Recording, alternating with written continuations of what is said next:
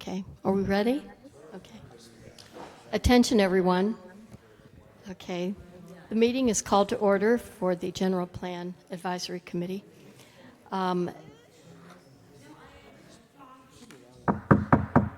Hello? Okay. Welcome. Good evening and welcome to the City of Newport Beach General Plan Advisory Committee this evening. Let's begin by having roll call. And as I call your name, please just say here. Nicholas Esvito. Virginia Elmore. Dennis Baker. Curtis Black. Excused. James Carlson. Ann Clowerty. Okay. Susan DeSantis here. Chuck Ebner. Rita Goldberg is excused absence. And so is Jeremy. Okay. David Gooder. Okay. Hi, David. Lynn Hackman. Okay, excused. Laird Hayes. Absent. Ruth Kobayashi. Hi, Ruth. Scott Laidlaw. Okay. Katie Love. Excused. Anthony Maniscalchi. Okay. Thomas Meng. Jim Mosier. Amber Snyder. Debbie Stevens. Christy Walker. Excused. Paul Watkins. I see you over there. Okay. All right. We do have a quorum. Moving on to public comments on non-agenda items. Any? Okay. Bring it back to the days. Yes, sure. Thank you, Chair Greer. It's not on the agenda today, but I did want to let you know that the the Recreation and Natural Resources Subcommittee met in May, and the chairperson was voluntold to be Dennis Baker. So I just wanted to introduce Dennis as the chair of the Recreation and Natural Resources Subcommittee. It's not on the agenda because we were not able to get the elements revised and back to the subcommittee in time.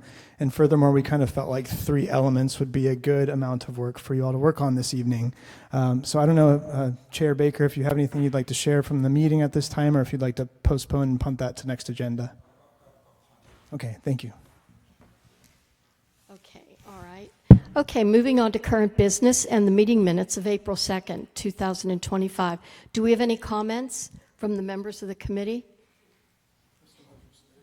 Oh, okay, Mr. Mosier has comments. All right. Mr. Mosier? Okay, he submitted written. Can we adopt these, Ben? Okay. Are the committee members in agreement with adopting Mr. Mosier's comments? Okay. Any other comments, Ben? No? And I'll Okay, we have a motion from, second from Baker. All in favor? Aye. Opposed? None. Okay.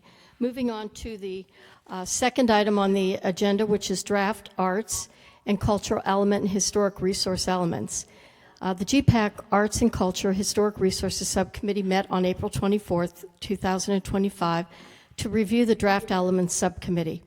Chair Greer will provide an overview, which is me, of the subcommittee's discussion. At the conclusion of the subcommittee's meeting, those in attendance agreed to allow city staff to make some small revisions and to share elements with the full GPAC for consideration. Attachments 2 and 3, which you all have received, contain the draft elements as reviewed and revised by the subcommittee. So I'll just give you a brief overview. The arts and culture element focuses on enriching the community by bolstering arts and culture through facilities, educational program and activities, and events and festivals that support art and culture in the city. Art and culture play an important role in the social fabric of Newport Beach. The dedication and involvement of the city and the community have resulted in a wide range of arts and culture organizations, resources, attractions, and activities that create a sense of community pride and enrichment. The Newport Beach Public Library offers robust arts, culture, and literary programs serving as a central hub for accessing and experiencing diverse forms of arts and culture. So assuming that you all have read the goals, policies, and actions, do I need to go over those, Ben, or would you like to take on?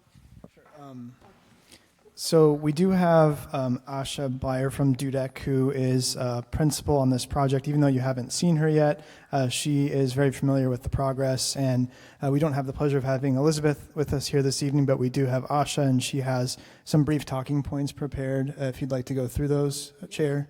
And they do highlight primarily the changes that are proposed in terms of new policy for the arts and culture and historical resources elements. So if you'd like her to start going into that arts and cultural presentation, I'd be happy to do that. Let's go ahead with that. Welcome. Great, thanks. Hi, everyone. Good to see you all. I think I was before you in the very beginning kickoff, but you're probably more familiar with Elizabeth's face, so she's sorry she couldn't be here today with you all. But I'll walk you through a few of the focus areas on the arts and culture element. So as you can see here, there were kind of three key focus areas that are more of the emerging or newer topics. So A, incorporating public art into commercial projects. B, recognizing the importance of music as a community asset. And C, promoting programs and exhibits. And if you go to the next slide, we'll dig a little bit more into those. And the other two. So criteria to accept and cite new public art, and then master plan for the arts and culture. Okay, so I want to just take a minute to take a look at this policy. So this is policy AC-2.2. And what we did was we did present this as was you were informed earlier, we worked through the subcommittee, so there were some tweaks to the wording, so we wanted to kind of bring this, close the loop and bring this back to you all. So I'll go ahead and read it. Conduct marketing through the city's various social media and communications platforms to build public awareness and encourage participation in city-affiliated arts, culture, and literary activities. And this one was just tweaked kind of in a more minor way. We added the city affiliated. The subcommittee felt like that was an important addition to the policy. But so I just wanted to highlight that for you all. And any questions? Ben, would you like to stop intermittently for questions, or should I keep going? Okay. Great. Any questions? All right. So this is policy AC-6.1. And what we did here was we actually added a third element to this policy. So we still have the number one, establish suitability criteria. And then number two, establishing the guidelines, for the commissioning and conveyance of public art. And then number three was an addition that we made as we worked through the subcommittee. So refine guidelines and criteria for accepting art donations for display in public spaces, and consider establishing guidelines for storage and long-term maintenance. So adding some parameters there, but also still allowing some flexibility. All right, and the next one, policy AC 6.2, pursue the adoption and update of the master plan for arts and culture every 5 years or as necessary. Once adopted, report periodically on implementation progress to City Council. And in the master plan for arts and culture, identify future locations for public art citywide. So this is really kind of setting up the framework for more future work to be done.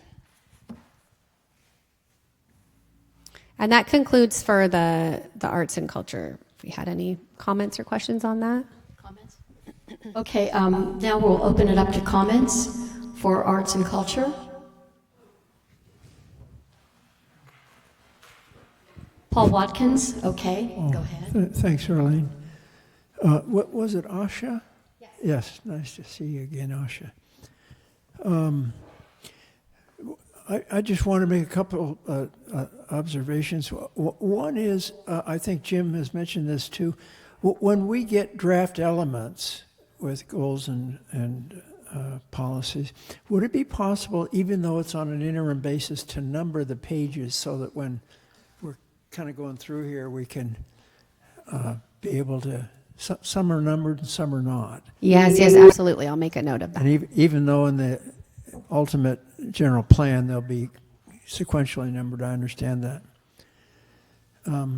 Secondly, I like Jim's thought on making sure that throughout, and it's a bit inconsistent now, that we call the arts and culture element just that, not cultural, arts and culture element. And as well, historical resources element rather than historic throughout.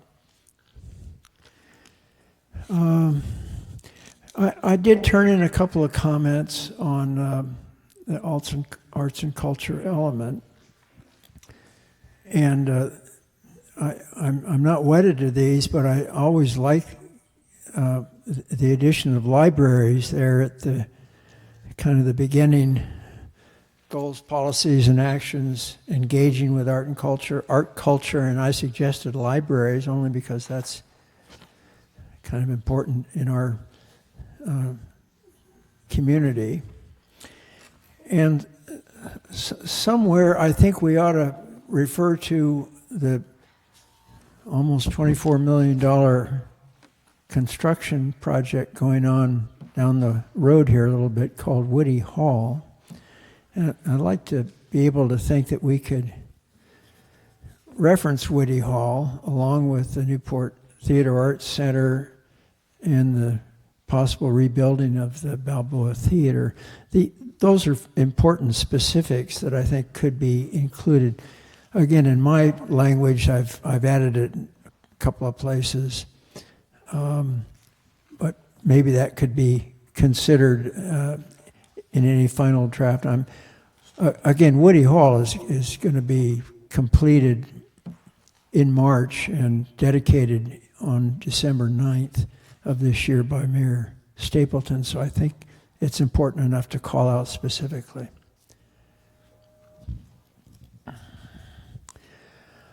I'm a little bit concerned about mandates for staff or council.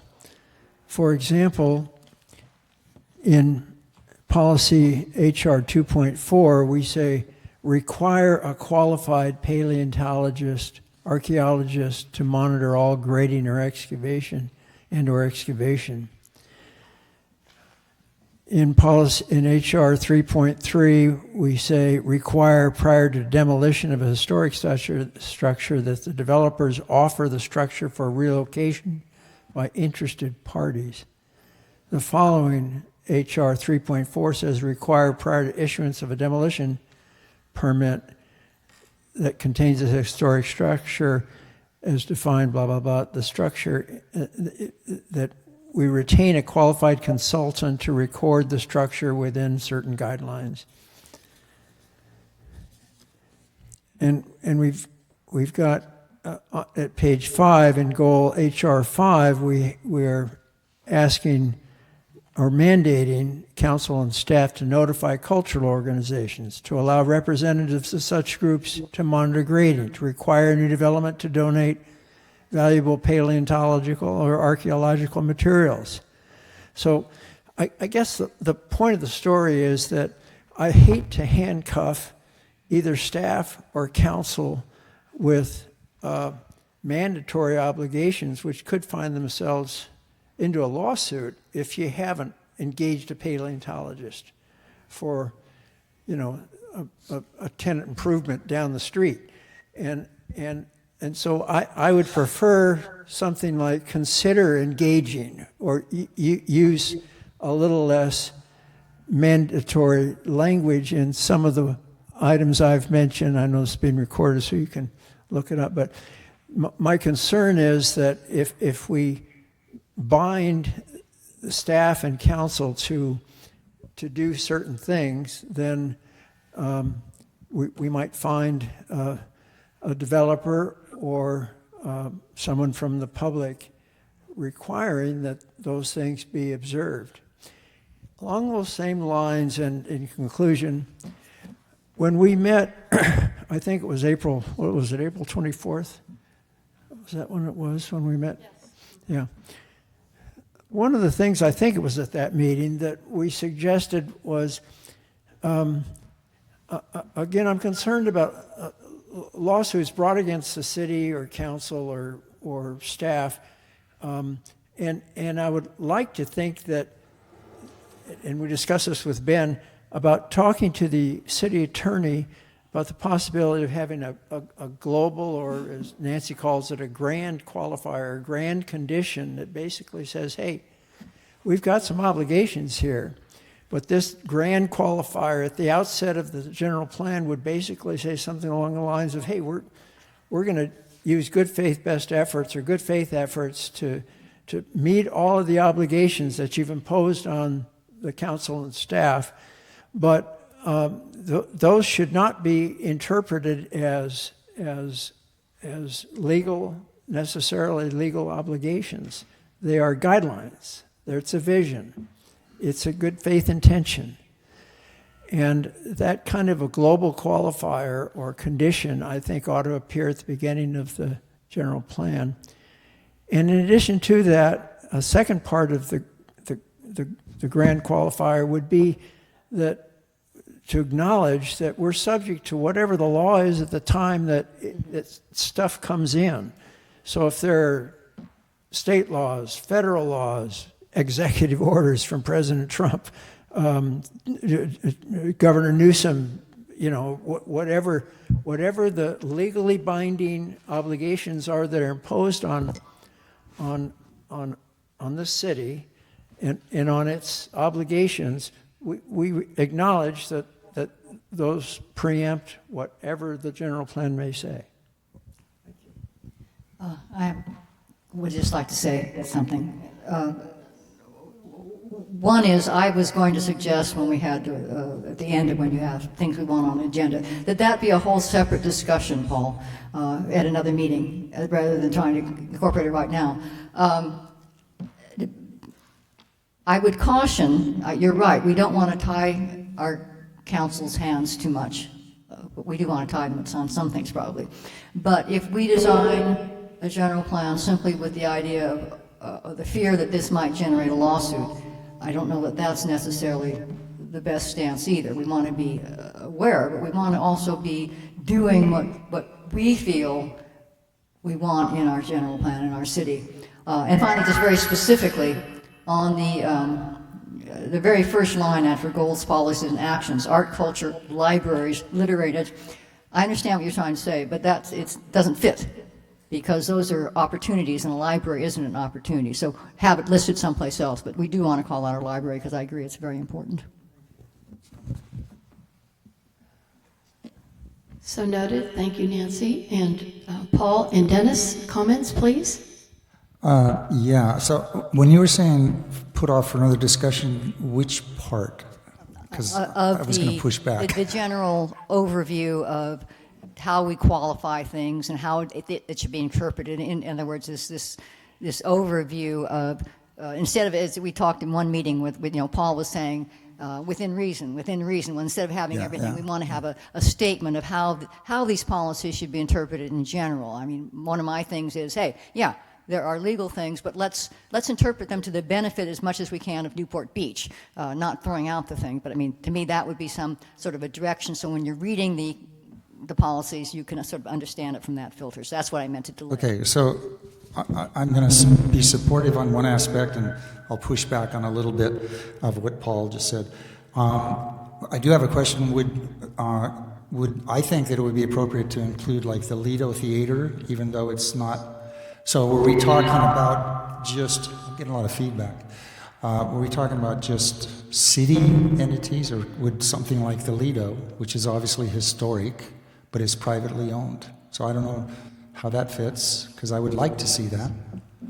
Sorry, are you talking about the historic resources component, or? Yeah, the first part he was saying is about like recognizing the new Whitty Hall, somehow referencing entities for culture, arts and culture, of which obviously that hall will be part of that. But we have other entities in the city. So if we go down that path, I was just wondering if that's obviously a publicly owned facility, whereas the Lido is a privately owned facility, and Balboa Theater, I don't even know what its status is now, but if it ever came to life, it might be a partnership. So I don't know. Maybe I like the idea of including all those, but I think it needs to be thought out how we do it. not whether we do it. I can stop there on that, okay? Where I'm going to push back a little bit is that I understand, because I'm on the committees with Paul, I understand his lawyerly concern about suing and getting sued, but I'm also very concerned because historically the city council has taken many, many opportunities of the last general plan to where there was ever any slightly waffle, any slightly room to waffle, they did extremely. And it was basically just said, oh, well, we can kind of decide what we want to do and we'll just do it anyway. And we're not exactly ignoring the general plan because, and so on and so forth. So I have the other concern about making too many things too squishy, too flexible to give future councils the ability to deduct things.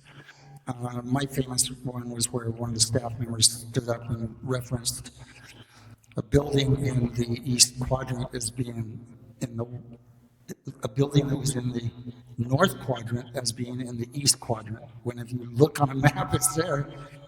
And I got nowhere because it was like we stated that's it. And the discussion, unless I wanted to sue. So I have a lot of concern about giving too much flexibility. I'm not totally opposed to being cautious, but I also don't want to just make this a wishy-washy document that the future council is going to walk all over. Well, that's understandable. Again, okay. Hi, yes. There's many things that Paul had added to this paper that I really liked because I felt that it made it, give it more character, gave the discussion something that people could relate to, you know, these various, like Whitty Hall and the various events that we have here. So I would like you to really look at that and add some of that. I too am concerned about watering it down.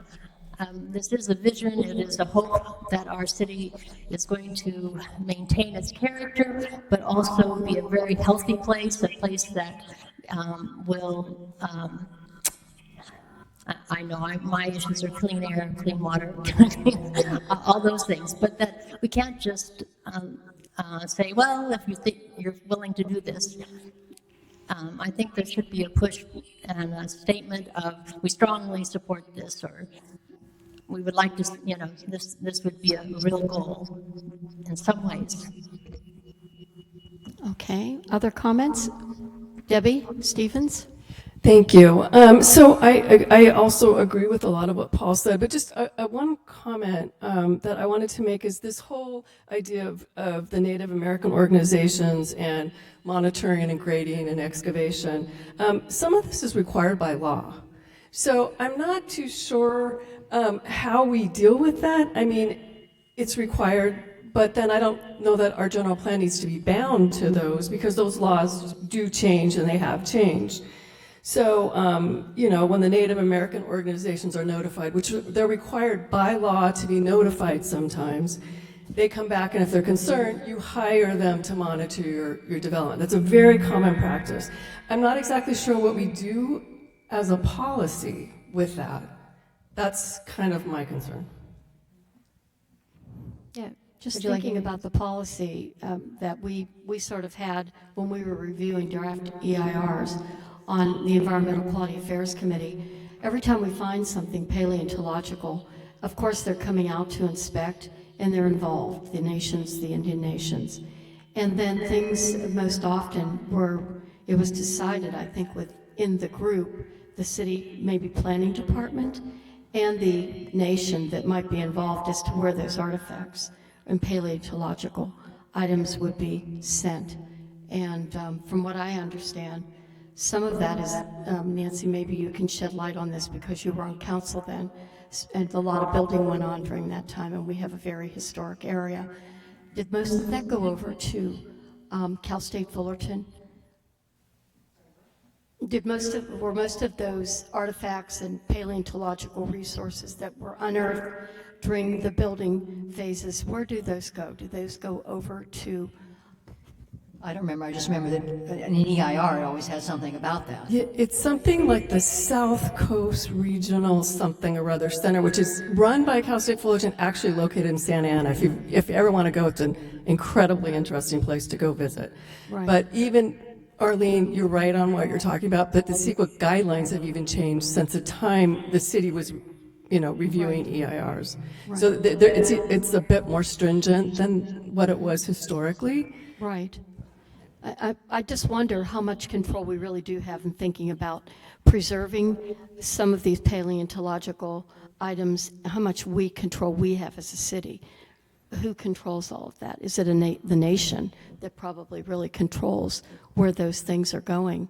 I don't know, Ben, maybe you can shed some light on that, because we're talking about in this document that, would be harvesting some of these things and maybe creating some vehicle for sharing it with schools and education, maybe a museum-like type of arrangement. Is that even possible? I think the policy being referenced is policy HR 2.4, which talks about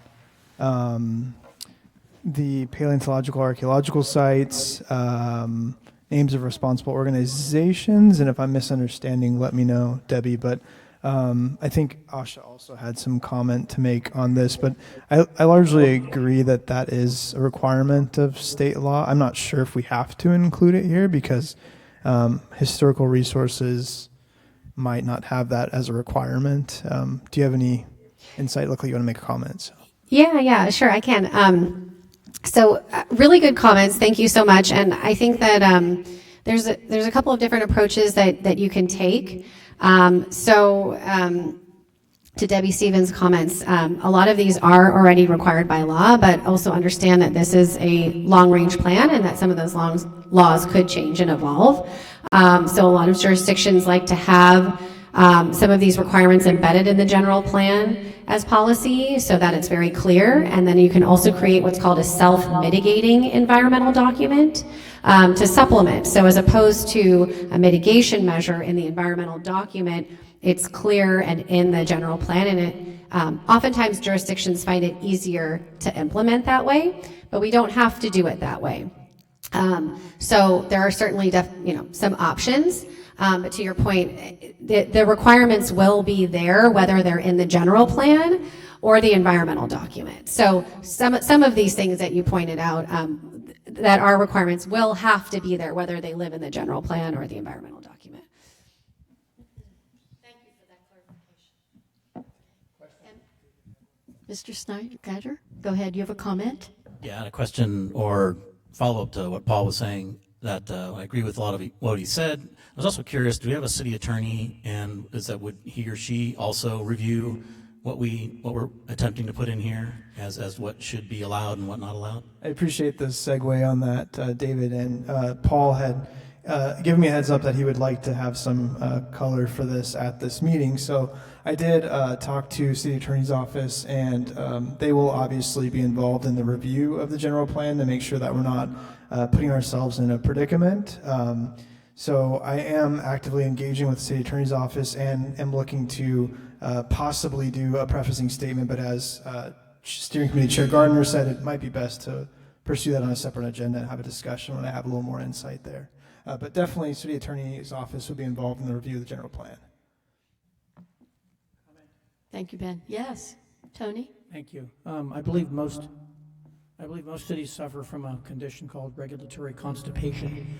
And for me, I agree a lot more with Debbie that I want less stated in our plan and our goals, particularly when it's supported by state regulation. I believe if we state a goal for us, we're going to have to kind of toe the line pretty close to that.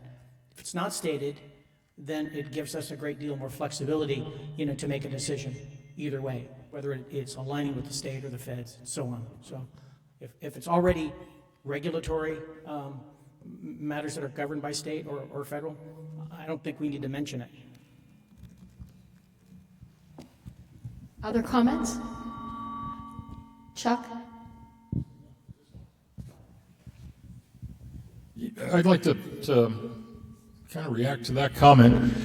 It seems to me that the general plan's got to provide a guideline that we follow, or that we try to follow. And my experience has been that the cities will have a general plan, and then a developer will come along with a brand new idea, and all of a sudden everybody says, gee, that's shiny, and I like that idea, and it has nothing to do with the general plan, and next thing you know, you're in the process of the do-loop of changing it. This is our chance to sit or put down what we think this community should be about. And we should set down what our values are. And some of our values probably should be about cultural heritage and how we preserve that. And to just defer to the higher authority, I don't think does it. I think we need to say what we believe in. Thank you for your comment. Other comments? Okay, Scott, Jim? Jim, okay. Sorry, he was first. Who's going? I'm going? Okay. Hey, Dennis, I wanted to give you some context on the current planning guidelines as it relates to the theaters in town, the 4 kind of historical / theaters in town. So there are already guidelines in the zoning code, and they're structured, and Ben could comment on this as well, I'm sure. They're structured as incentives, but they do regulate how those structures get redesigned, and there is actually city involvement and oversight in the redesign of those structures. It doesn't keep them from being torn down, but it does. There are guidelines, and they were. I don't know what you think. I mean, we did the Port Theater, so there were whole justifications that we had to make, and all the different aesthetic changes that we made, and how they related back to the original historical context and so forth. So there is currently in the code just for the theaters. Those are the only buildings that I know of that have any special sort of attention within the zoning code. I think it worked pretty well in our case, but that's my comment there. And then going back to arts and culture, having dealt with art requirements and development, specifically up in Huntington Beach, one of the things that can be very difficult and doesn't seem to be addressed is, so whenever you involve art in a development, the artist retains their authorship, and it's copyright. And so I would just say that if we're going to go down the road of trying to encourage and or require, in these commercial developments that there's an art component, that there just be an awareness that art component can significantly hamper any reuse down the road. I mean, for instance, there was a project I was working on where it was incorporated into the paving scheme, and we couldn't touch the sidewalks ever down the road. We couldn't change the parking layout. We couldn't, so there are lots and lots of restrictions to future development because you could not touch the art without the artist's permission. And if the artist doesn't want to give permission, you're sort of, you're stuck. So that's just a comment of mine. If it is going to get incorporated somehow into the general plan, which hopefully leads into, zoning changes, just to be mindful of how incorporating that into kind of development guidelines gets managed. Thank you. Mr. Mosher? Thank you, Chair Greer. My understanding is the consultant just did their presentation on the arts and culture part, and I assume they have more coming up. That's correct. We sort of segued into historical resources. So we'll have Asha once, I think Ruth might have the final comment on this component, and then we'll have Asha go into the historical resources effort. Yeah. Regarding the arts and culture element, I don't think that subcommittee or any of the subcommittees during the time of Dudek's contract have actually been asked to look at the current general plan and comment on the policies in it. And I noticed that if you look at the current arts and culture element, it has in it 3 goals, and it's evolved now into 6 goals. in the proposed element, and the current one had 13 policies in it. It's evolved from 13 to 33 policies. Obviously, a lot has been added to it. It's not clear if anything has been taken out of it. So I wonder if the consultant could provide some context about why so many new policies are there, what, for those of us who are not on the committee, what the nature of those is. Has anything been taken out? Looking at the current plan, for instance, which is much simpler, the very first policy about public projects suggested working with local artists, students, and community groups to create public art projects. I couldn't find that in the 33 policies now. I assume it's kind of in there, but what precipitated the changes? Because I don't think the committee actually initiated them. I think they only looked, as we're doing here, at certain policies that Dudek thought were more interesting or controversial. So could we have some context on that? Yeah, absolutely. Thank you for that comment. So the evolution and the expansion of the element occurred through a lot of the community engagement feedback as well as the subcommittee. So the subcommittee saw originally in winter, they saw the goals, so the evolved goals, the expanded goals, and they were in support of that. And then in April, we created some of the focus areas and talked through the policies, and they were supportive of that as well, which came from a lot of the community engagement where we heard large support around making public art more visible, more integrated into everyday spaces, more incentives that would encourage or require public art as part of development. So this is some of the feedback that we had collected over time from the public and the subcommittee, and which led to the expansion of this element. And also the importance of music was expressed. I'm just reading through some of the notes here to give an idea. The need for more awareness and visibility about Newport's art scene. So this is some of the summary of, the feedback that we collected over time and to date. And that is what directly sort of transitioned into the 6 goals that we now have proposed in the element. So those are the role that art and culture play, promoting the arts, strategic partnerships, funding and financing, facilities, and opportunities for future art exhibitions are sort of the focus areas of concentration. And then we understand that actually in some of our GPAC conversations, there was actually an emphasis for need for clarity and consistency on public art as well. So the evolution of those policies are also trying to provide a better framework for how the city can implement. Does that help answer some of those questions? That helps. My next observation is that in trying to comprehend the more complicated proposal that we have here, with the proliferation of goals, I noticed that they kind of overlap with one another.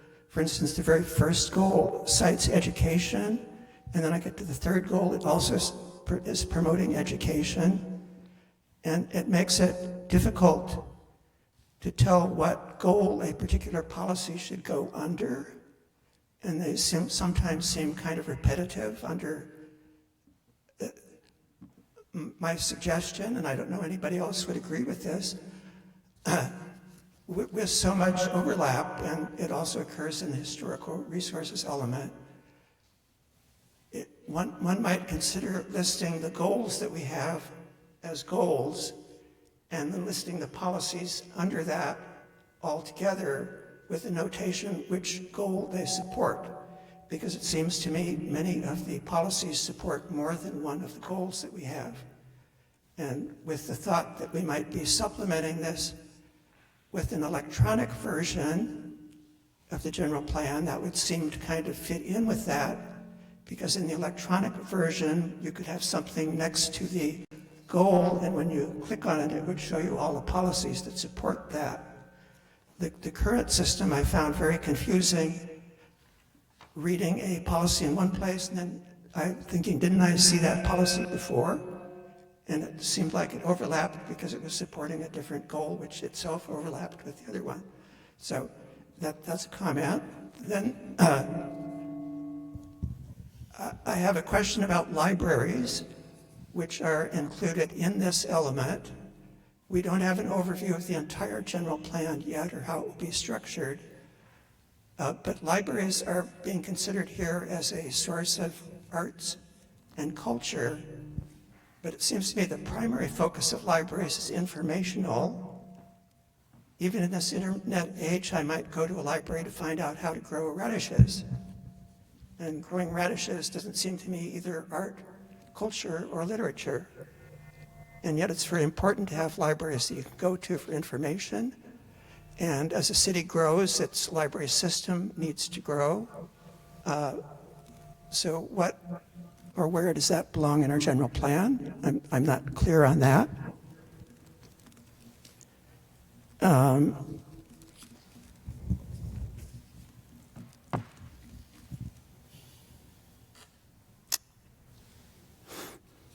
And I think that's pretty much all I had to say about this one. Thank you. Yes, Ruth? Thank you. Thank you. All of the comments have been super helpful to hear. And I hadn't planned on commenting on this, but I would concur with Jim in tying policy to goals would make the document more meaningful to people and not just, a big dream in the sky. In the arts section on our document, there's, kind of like Paul at the very beginning when we all started this journey, I'm really big on what words we choose and ensuring that we use words that don't send people off into political space and things like that. We just stick with what we have. So on policy AC 1.9, nurture creativity and artistic talent in local youth and adults through a rich offering of well-balanced and equitably, there's my word, distributed arts, culture, etc. I don't know what the intention here is of that word, but because for some people it's a word that we don't care for, I just might say that there's a different way of doing it. In the most innocent use of that word, we'd want to say, that it meets the needs of the entire community, not just one section of the community or one real estate section of the community, whatever. So I would just love to see that worded just slightly differently. And then right under it in policy AC 1.10, where it talks about the OCTA to explore options for expansion of transportation. I'm curious, do we do that for other big events, like whether it be the Newport Jazz Festival or other things? I know there's a high level of sensitivity given the housing element. There's a high level of sensitivity in the community about increasing traffic, crowding, just all those elements. So I'm just curious, is that consistent with what we do for other types of events? Would that be adding to bringing more people here, more buses, trolleys on the road? Is that something that everybody would be in favor of or not? I'm not certain. So it's just a question. Thank you. And just thinking about the trolley service that's available on the peninsula and the fact that we do a concert down there at Marina Park, there are a lot of things that we would like to do elsewhere in the city, but parking is limited. So the trolley provides people parking space at Hogue Lower Lot, and then they can go out onto the peninsula to see concerts and the like. And in other areas of the city, not only would it be helpful to have more transportation throughout the city to move some of our senior citizens in the future who may not be driving, they'll be able to see a concert down there if they were picked up in Newport Coast, where no public transportation exists whatsoever. And that's a significant portion of the city, just using that as an example. That's a great example, and thank you for that comment. And it is my understanding that City Council at some point would like to look at trolley service expanding in CDM because of all the crowding and the lack of parking there. So I think it was just me not understanding the intent of it. When I saw the OCTA, it sounded different than that to me, so thank you. Right, and maybe you can, now that you know that, Dudek, you can expand on that and maybe provide some more significant clarification. And then with respect to I appreciate that you raised the point of artistic talent in local youth and adults through a rich offering of well-balanced and equitably distributed arts, culture, and literary educational program and services. Having served on the City Arts Commission, we give out every year, we give out grants in the community that are utilized in the schools, but it has always happened somehow that some people in the school districts are not being reached, and provide more equitable distribution of those funds in reaching out to people with the opportunity to, say, for example, have the Laguna Playhouse come to their school with a program. It would be nice if we could find a way of increasing communication so that all schools are able to participate in the city, and not just Newport Coast Elementary and Anderson and the Harborview Hills Elementary School. We want to reach all of our students in the city. So communication is important relative to that. And I like that you took out equitable, because I think that's a little negative. Yeah. Okay, yes. Paul? Madam Chair, I had substituted in my comments for the word equitably, I had substituted the word appropriately. I don't know if that solves the issue of maybe equitably being a bit more political than we'd prefer to offer. Okay. I would say that Ruth's comment about what we mean is the entire community, rather than the geographic. So expressing it that way, I think, is excellent. Excellent idea. Okay. How will we integrate all of these comments that we may have made? It's a lot going on. How can that be done, Ben? So, great question. As you might notice in the recommended action, I want to emphasize that, again, these are draft documents. I think we could spend a whole lot of time perfecting the wording, and I know some of it might not be just right, but I think if there are certain aspects that the full GPAC would like to see incorporated in the draft before we move this along, and by moving it along, I want to clarify that too.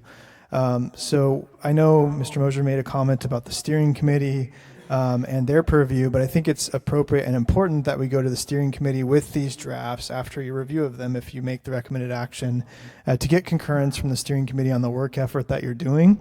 If we get that concurrence, staff would look to take these draft elements to the Arts Commission for their input prior to releasing them for public review. And I think that's a critical point, because again, I think we could spend a lot of time drafting and tweaking, but it'd be really great if we were able to move these along to continue the conversation and share them with the community. And I think a lot of what you're sharing has already been captured in our notes, and we can make those changes, striking equitable, replacing with appropriately, adding some of the notes about theaters and supporting those.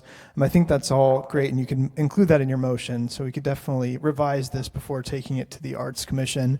But I wanted to make sure that that's very clear, that this is not the end of the road with the element. We're going to keep it in draft form, and as we've sort of said before, it remains in draft until it's adopted by council. So this is not the last bite at the apple, so to speak. This will continue, and you can continue providing comments. And when it goes to Arts Commission, I would invite any GPAC member who wants to attend to show up and provide comments and support for the element there as well. But if there are any questions about the process, I'm happy to sort of dive into that. Okay, any other comments? No? Okay. Well, then we're to the point now. Yes, please do. Okay, Yes. great. Let's move to the historical resources element. We'll make sure to make that term consistent throughout. Thank you for some of the comments already on this element. And so I'll walk through, again, just starting on some of the key focus areas and then some of the policies we'd like you to pay particular attention to. So so I'll walk through some of the key focus areas. Identifying historical resources. Wanted to just note that the subcommittee really emphasized the importance of keeping historical records current and representative of the community's diverse heritage. So that was a key aspect. The Mills Act program. Subcommittee expressed interest in tools to support private stewards of historic properties. Relative to Let's see, the Legacy Business Program. That really aims to recognize and honor longstanding businesses. This is kind of a newer, evolving concept as well, but really important to that cultural identity and those businesses that are meaningful, that might not necessarily be classified as historic structures or historic art or something significant, but more from a legacy business perspective. We heard loud and clear that that's also really important to the city. And then the next slide. As far as education, this was a key theme that we heard from the subcommittee, need to make local history more visible and accessible in the community specifically. And then relative to tribal resources, so this was another area that did receive a lot of strong support, not only from the subcommittee, but from a lot of the just broader public engagement that we heard, and the need to specifically honor and reflect the stories of Native communities. So I think that's one we'll probably be touching on a little bit more, as I did hear that, there is a desire to maybe make a shift from requirements and more stronger language that's more embedded with the legal requirements, and maybe a shift away from that, so we can talk more about that.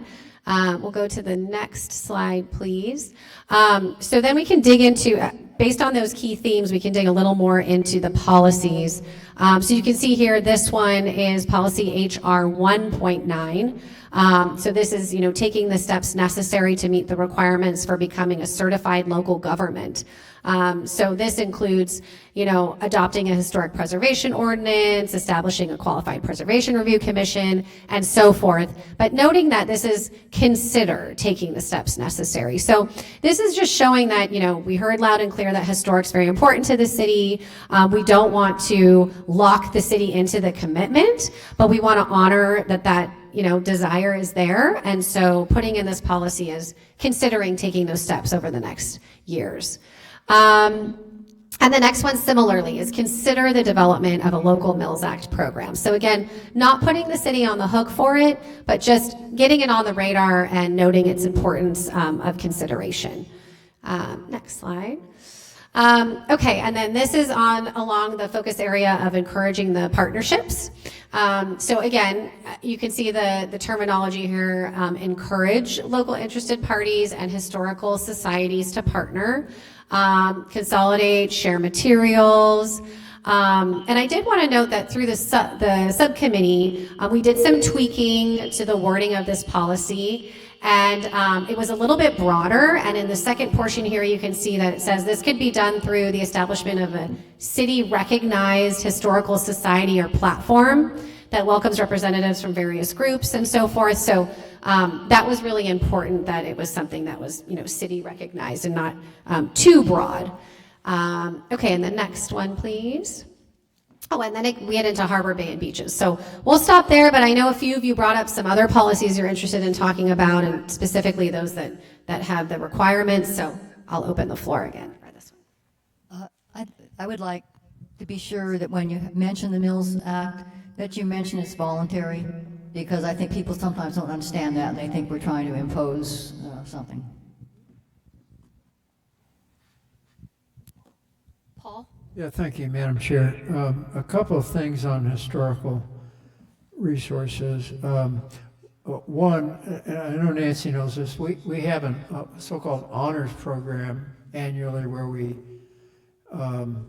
celebrate the Citizen of the Year in our community.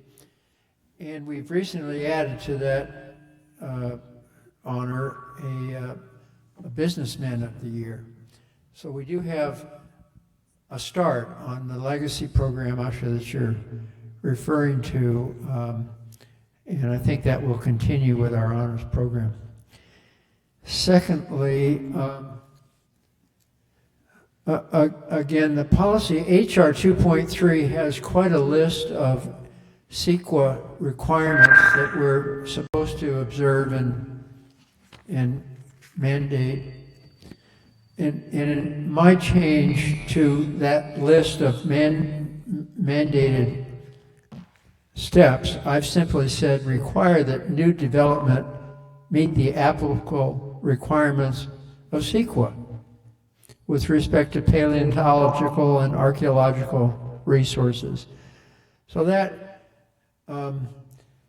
follows on along the lines of several comments made today regarding how specific do we get on CEQA, and can't we just simply refer to the fact that we'll abide by what the law requires in CEQA? That's ever changing, as those of you in land use law know. And then finally, at the very end, I think I mentioned that if we could in some way squish HR 5.1, 5.2, and 5.3, rather than having such strong mandates on cultural organizations, tribal cultural organizations, that we encourage or consider or do what we can with respect to those, because I think the mandated obligations there are somewhat onerous in my view. Thank you.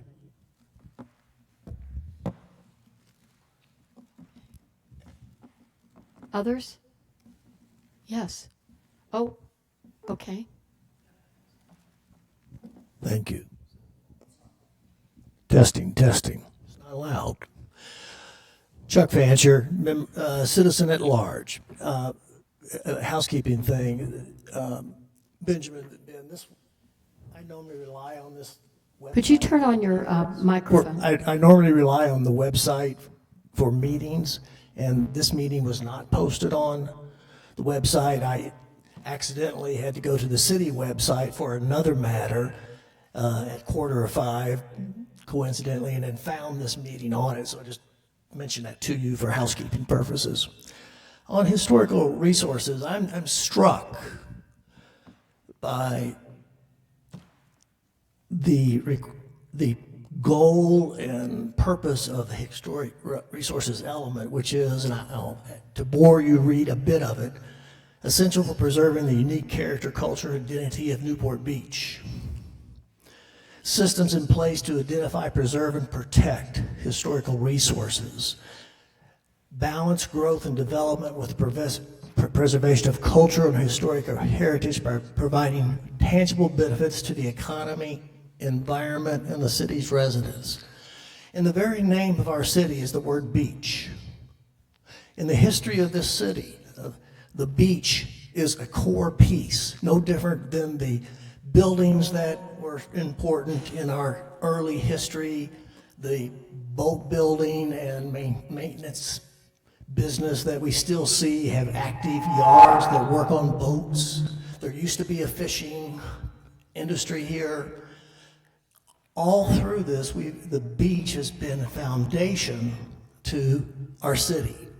And I would wonder if the historical resources element should recognize the beach as part of our historical resources and put forward an objective to preserve, protect, and make it better. I wonder if that's appropriate in this element. Thank you. Thank you, so noted. Susan DeSantis, okay. Thank you. Okay, I wanted to see if we could have a little discussion on the topic of cultural tourism and how the general plan envisions that in balancing it with a marketing campaign that is intended to bring in large-scale tourism into the city. Is there a balancing that needs to happen, and is it reflected in the element? I think it is, in that Visit Newport Beach, is using the city resources that are in Parks and Rec, would be the library, Harbor Bay and the like, to promote the city and cultural tourism through that vehicle. Ben, do you have something more to add on that? And I see that it is covered. Yeah, I think. Before you get into that, Jim Mosher had made a very good point at the beginning of this, and it's something that this group has not discussed, and which is how to value tourism. I mean, we all know that we make tourist dollars, but is there an approach and attitude of what we really want? Is that part of the general plan? We really want to encourage tourism, or we just assume pull up the drawbridge. So I do think that's something that the group might want to discuss at some point. I agree. With the Arts Commission, I know that they have under their bylaws historical resources, and they're actually committed to preserving them and also raising awareness of historic resources, so cultural and historic. And we hope in the future on these commissions to be able to provide a walking tour and tours of the city. I think Corona Del Mar is working on that as well and promoting cultural tourism in Corona Del Mar. And I think the Historical Society is doing quite a bit in the city, raising awareness of cultural aspects in the city and having events to promote tourism. But it would be nice to have more, to have something, say, for example, like a brochure, to be able to walk the city where landmarks maybe no longer exist, but to see a placard like the Rex Brandt plaque for Blue Sky at the end of Goldenrod. I hope in the future that we can, through this general plan, develop a vehicle for putting all that together. Is that what you're referring to, Susan? Well, if I could have a follow-up comment. Yes. And I think Jim's initial comment is really what is important to focus on, and that is how do you manage the marketing of the city and the influx of tourism into the city and still maintain the local authenticity of the city and the things that we're talking about here. And I know many of us has traveled to other parts of the world where there are significant tourism draws that totally overwhelm the jurisdiction, and it loses the authenticity. And we don't want that to happen here. So how is that going to be managed? And are we focusing enough on the need to have some kind of a balance? Dennis, would you like to? You seem to feed into that. One of the, I think it makes a good example is in CDM Big Beach. There's always a huge tension down there between the tourist visitor surveying aspect and the dealing with the parking on the streets. I live here, we deal with that, we know our way to do it, but I think like the Ocean Boulevard project that's just going through the city council recently and things like that are attempts to do exactly what you're saying. In other words, try and get the balance so it's not overwhelmed, so we don't lose our big beach and all the things that are wonderful about it because it's so badly overrun. And I think if that can be captured in the general plan, and it obviously isn't just that. I mean, the wedge is another example, and we have different locations that all fall into that category. So I agree that I would like to see something in the general plan that is supportive of the preservation of that balance. We don't want to we're not saying everybody go home. We just want a balance. Well, you're hearing it, Dudek. So if there's something you can add there, please put it. Yeah, I was going to say we do have a cultural tourism policy. It's policy HR-4.3. So it reads, coordinate with local preservation organizations like the Newport Beach Historical Society to research, conduct outreach, and develop programs and activities to encourage and support historic preservation and cultural tourism. And so perhaps we can take another kind of look at making sure there's some wording in there that also emphasizes a balance. So we can leave it kind of broad and flexible, but making sure that support of the cultural tourism is not, is balanced support. Does that sound good? Yes, and make sure that we're very inclusive, because I know that while on the Arts Commission, I receive calls all the time from places as far away as Denver to tour the sculpture exhibition, and that should be easily accessible to people who do not live here, that this exists to tour, or tour the historic landmarks that are throughout Corona del Mar, or maybe the fun zone and the historic aspects that are there, and the ferry and the like. If we could do more to promote all of that, I think it would serve everyone in the city, as well as add to the economic development of the city. Ruth? Thank you. Yes. Two quick things. One is Paul has a way with words I wish I had, but I will concur with him that in the policies HR 5.1 through 5.4, I have concerns that some of this is onerous, and I'd like that to be looked at. And then jumping on what Dennis was saying, you know, it's this balance, obviously. And I'd just like to highlight, because my sister lives a block up from Inspiration Point, so you can imagine what their street looks like all summer. And I love what I'm seeing happening for the first time, and that is I don't remember the exact term that the city and the PD is using, but it's my word is maximum enforcement zone. It's being treated kind of the way the peninsula has been treated, because the level of incidents that happen is getting more and more serious there. So I love the thought of that while we try to manage the tourism, we like the money that they bring, we want the attention to our city, we just don't want it to be overrun. I like the idea of trying to somehow memorialize appropriate levels of enforcement resources to help keep everybody safe, the visitors and the residents in our high concentration zones, particularly during the summer. Perhaps that can carry over into the safety element, and Ben will maybe follow up with that. Thank you. Yes, Scott, beginning with Scott, we'll go down the table.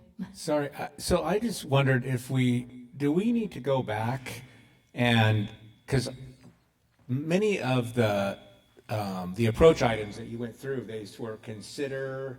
I mean, is that something that you need from this committee? I mean, are we gonna just, so there's all this verbiage about considering, I mean, who's making the decision whether that finds its way into the general plan or not? I mean, like if you started at the beginning, right? I mean, we could just go through it again really quickly, right? I understand encourage. I think that's actionable by future representatives of the city, but some of the ones you had up there that said consider, I mean, what do we do with that? Yeah, so it'll depend on the funding sources available, resources available to commit to those programs. So taking a step back, there are a handful of policies that are focused on consider or encourage, because what we kind of heard was, hey, we're not sure yet. Some steps are already being taken on some of these programs. We don't really want to overcommit ourselves. So can we use some lighter language? And then there's the grouping of policies that are requirements, which we've talked about before, that could potentially just go away, or we kind of handle all of those with one required policy will require of all the CEQA, required legal things. So there's that bucket. And then the consider or encourage bucket are those things that, nice to have. They're not required by any means, voluntary. And what we kind of heard was, we're not really sure the timeline yet. We don't want to overcommit. And so can we just be light on the language? So that's why it reads the way that it does.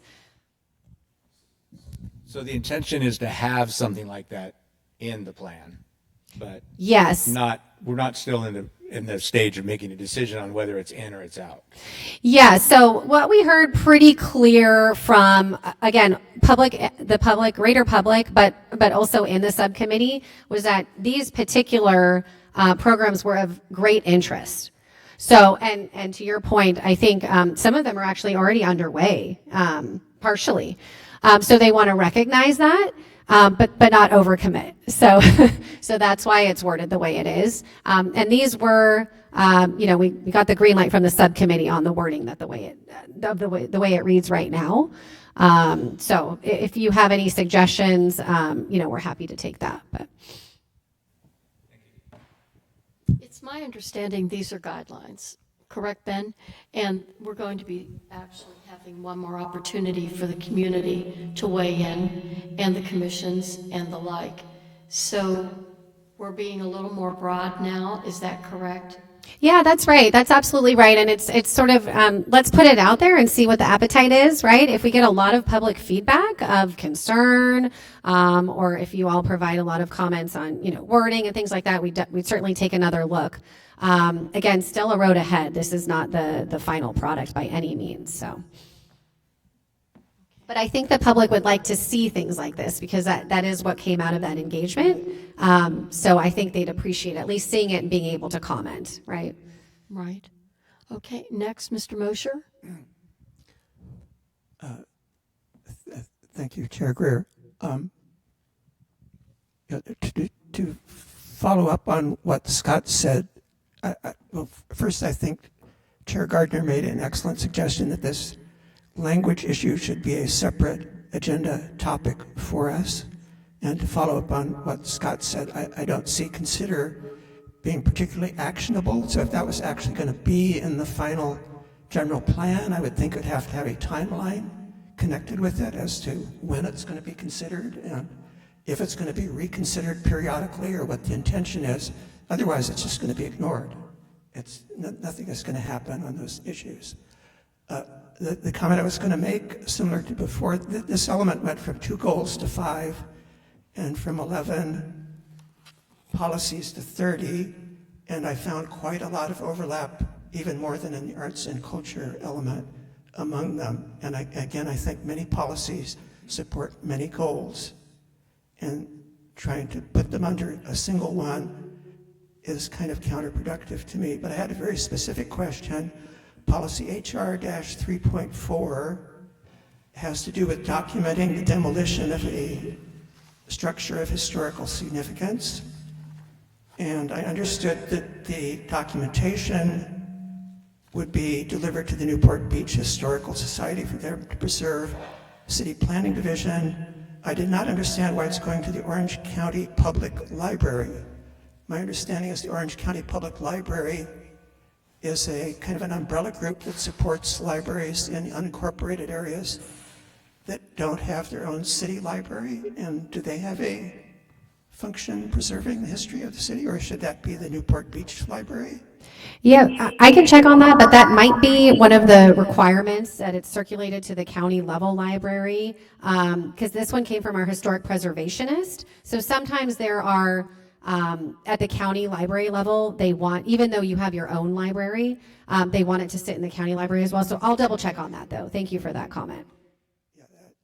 Yeah, it doesn't seem to coincide with my understanding what their function is. And I would think as a committee, maybe we would be encouraging our own library to be preserving the local history. They have a local history section, and I think we should be encouraging the development of that personally. So I was surprised to see the Orange County Public Library there. Again, Ben, is this something that will be refined within or clarified within the planning department and other city, staff departments when this all goes out to commissions, committees, and the like? Yeah, again, I think that's the beauty of this being a draft, and Dudek, I know Asha took a note of your comment, Mr. Mosier, so we could definitely drill into that a little further with the historic preservationists on Dudek's staff to understand why the county library was included in lieu of the city library. But again, I think this will all continue to be refined along the way. As Asha said, we still have a long road ahead. Okay. Next, I think, Paul, you had a comment before. We need to get on the Harbor Bay and beaches, but I just Yes. would sort of counsel balance on tourism. We're not Branson, we're not Las Vegas. At the same time, I think your good point, Madam Chair, is that we ought to encourage, elevated, sophisticated, whatever kind of of historical, whatever kind of tourism that would align with Newport Beach values, as opposed to, you know, what we're used to at Circus. So, Thank you, Paul. Any other comments before we move on to, do you have anything else with JUDEC? Or? Madam Chair, we'd be looking for a motion to support moving this forward to the steering committee for consideration, and then again, continuing this conversation at the Arts Commission and sharing with the public for additional input. Along with that recommendation or motion, you would obviously be able to include any of Mr. Watkins or any of the comments made by other committee members. I again heard the word equitably, wanting to strike that and replace it with appropriately or appropriate. But again, would look to see if there is a motion for this item. Before you do that, before you do for that, just clarification. Oops, I'm sorry. What will be moved forward to us? Would that have the comments of today, of tonight? Yeah, I think that'd be the intention. I don't think a lot of the comments are going to require a large overhaul of all of the documents, so I could see us making those comments so that it'll be daylit again at the steering committee, so GPAC members, I would share it as part of that agenda packet so they could respond and provide comments to the steering committee if there was something that was still not quite up to snuff. Perfect. I wholly support this document going forward as the chair of Arts, Culture, and Historic Resources. I think JUDEC's done a great job with that, and then I'll go to you in a moment. They've done a great job with making this so broad that when it goes up to the steering committee, then to the commissions, they know that we've covered everything. And we can tweak again, right, Ben, if we need to. So with that said, I didn't have a chance to provide something in advance that shows my support for the document with Mr. Watkins' comments and some of the others with the language. Okay, moving along. Susan, you have a comment before we ask for a motion? I wanted to just ask how this is going to be shared with the public. What is your intent? First of all, steering committee would be the next step, and then we would go to the Arts Commission before we consider sharing this publicly. It would be shared publicly technically as part of the Arts Commission agenda, but we would be working with the Outreach Subcommittee this month. That's part of my next step slide, talking about how to disseminate this information. So we don't quite have an action plan moving forward of how we're going to advertise the general plan update and the drafts, but it'll start naturally filtering out through this agenda, the steering committee agenda, and the Arts Commission agenda, and sort of whatever responsible commissions, boards, and committees there are for other elements, the same process would occur. So next we'll be talking about Harbor Bay and Beaches, Harbor Commission, Water Quality Coastal Tidelands Committee. We'd envision having study sessions at both of those groups, and it would be distributed as part of those agendas, just for an example. Okay, Dennis? I'll move it with the incorporation of the comments and suggestions. A second? Mr. Watkins, all in favor? Aye. Any opposed? The motion carries to move it forward. Thank you very much. And just to note, Ben, the City Arts Commission is having their big event on the 28th of June, the Newport Beach Art Exhibition. Good place to have anything you need to share with the community. There are always thousands of people there. Okay. Moving on to the next item on the agenda is the draft Harbor Bay and Beaches element. And shall we start with JUDEC first? Well, brief introduction, if I may, and I'll keep it very brief because I know there's no stop time, as Steering Committee Chair Gardner has said in the past. This is where it starts to get sort of fun, and maybe make sure you eat your dinner before you come here, so I apologize if we're keeping you from dinner, but appreciate your time. Harbor Bay and Beaches subcommittee met, and unfortunately, chair of that subcommittee, Kurt Black, could not be here this evening. He's on business travel, but he did submit something in writing indicating his support for the element. And again, this is very identical to what we just went through with the arts and culture, historic resources elements, looking to move this forward for the Harbor Commission, Water Quality Coastal Tidelands Committee to review after steering committee, of course, and going to the public thereafter. Again, keeping it in draft form. So I'd like to let Asha go through sort of the key changes and new policies. I do think this one is really cool because we are looking to change the name of the element to include the beaches, to your point, Mr. Fancher. So looking to highlight the beaches as an important component of the city where it's not necessarily called out explicitly today. So I think that's really important to highlight. And kind of as a joke, we will change the historic resources and arts and culture elements to reflect the current naming convention and make sure that's consistent. That was not an intentional name change. So thank you, Mr. Moser, for your eagle eye on that. Going to Asha, if you would like to go through the slides. Yeah, thank you, Ben. Okay, so kicking us off for the coastal hazards. So we had this policy, and I just wanted to note that, a lot of our emphasis and focus on this element is adding in the appreciation of the beach, of course, and also the legal areas that the city is going to need to address in the future. So there is SB 272 that has a deadline of 2034. So you all have plenty of time. But what we were very thoughtful in this element of making sure that we're not going to write it in a way that could potentially conflict in the future and you're going to have to reopen it, right? So we do want to keep it broad and flexible, but with good intention and showing that the city is making that move in the direction to be legally compliant with SB 272. We actually had SB 272 referenced, but the subcommittee made a good point. Laws change and this is a deadline that's far out, so let's actually remove that. So I did want to note that we actually removed that and we say consistent with relevant state legislation. So you can see that and appropriately update the LCP.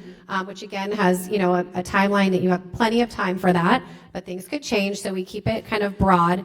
And then another good suggestion by the subcommittee was actually adding a little bit more depth to the policy. So they actually added, the sea level rise plan should consider, and they added these elements to it. So preservation of private property rights, preservation and migration of intertidal habitats, preservation of public access, protecting and retrofitting critical infrastructure such as water and wastewater infrastructure. So those were actually suggestions by the subcommittee, which we thought were really great because it helps to provide some guidance and provide a framework for you all and a little bit more teeth to the policy while still keeping some flexibility. So I wanted to just note those couple things on this policy. The background of that the committee said basically when it comes to managed retreat, hell no, we won't go. That they wanted the city to have a policy of, no, that's not one of the things that we're going to do, and that we're going to fight it, we're going to preserve, and so that's how that came about. Yes, thank you for that. Asha, if I could interject one thing there. I know we're talking a lot about words matter, so we thought it was prudent not to put managed retreat in by name, because I think it was Rose with Dudek who called that a dog whistle for the Coastal Commission, and that's not something that we'd like to do. I appreciate that, but I want to make sure that preservation of private property rights is our way of saying that we really are valuing private property rights over the potential for engaging managed retreat, which is again not something we put in here by name. So, yeah, thank you for that additional context. That's important. Okay. And the next policy, provide information to at-risk property owners about disaster preparedness and best practices. So what this really means is that, a lot of property owners at risk don't have any permit triggers necessarily, right? But they should be well informed. And we've actually learned a lot of great best practices, fortunately for us, but unfortunately for other states and jurisdictions that have had some pretty serious disasters over recent years. And so we've really taken a look, nationwide and even beyond to kind of think about those best practices and what that really means for the city, while not putting you on the hook for specific things, but let me give you a little bit more depth to this policy. So what this really means is, we want to leave it vague so that you can implement it given your resources and have the flexibility. But what this means is that really distributing information to those that are in, for example, the flood zone or have those risks. And the best practices that have come out of recent disaster events are things just as simple as elevating really important things out of the flood zone. So that could be something as simple as, file cabinets in your garage that are subject to flooding that have really important documentation or original documentation that's, may or may not be even replaceable. So something as simple as that, and just making sure the property owners are informed about that. Maybe elevate those important documents, something so simple as that, to even just AC units being on ground level if you're at risk of flooding, elevating those to a roof, for example. So just kind of things like that. But we did hear from the subcommittee they wanted to keep it kind of broad, but that's really the intention with this policy. So I'll leave it at that. And that could be in the form of mailers or that are geographic based or different means that are based on the city's resources at the time. Okay, and then this policy is let me get here. So also under the coastal hazards.